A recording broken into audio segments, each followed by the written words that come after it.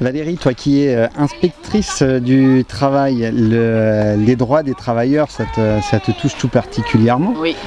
Quelles seraient les avancées via le programme que tu défends?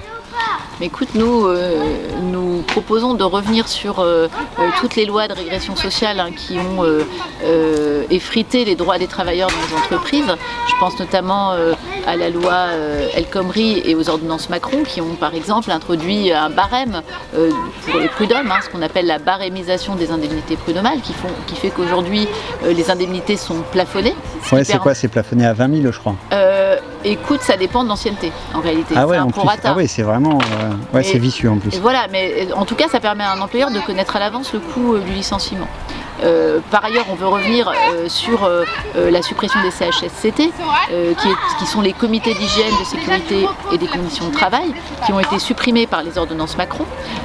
Donc ce qu'on veut de manière plus générale, c'est restaurer les représentants du personnel dans leurs droits et recréer de vrais contre-pouvoirs dans les entreprises. Ça passe aussi par des représentants salariés dans les conseils d'administration des entreprises. Par ailleurs, nous restaurerons le principe de faveur. Ça signifie qu'on ne pourra plus déroger en moins favorable à une norme supérieure. Par exemple, on ne pourra pas, par accord de branche, déroger aux dispositions légales et conventionnelles. On ne pourra pas, par signature d'un contrat de travail, déroger à un accord d'entreprise ou à un accord de branche. Par exemple, aujourd'hui, on peut minorer les majorations des heures supplémentaires à 10% au lieu de 25% prévu par le Code du travail. Ça ne sera plus possible. On ne pourra déroger à une norme supérieure qu'en plus favorable. Donc là, en clair, ce que tu es en train de nous dire, c'est que c'est une vraie protection pour les travailleurs. Ça évite le dumping social au sein des branches d'activité. C'est-à-dire que ça permet, au sein d'une même branche d'activité, que les travailleurs aient les mêmes garanties collectives. Et ça évite de niveler par le bas les conditions de travail et les conditions de rémunération. D'accord. Bon, je t'embête une petite dernière minute et après, je te promets, je te laisse retourner à tes activités parce que je sais que tu es très occupé.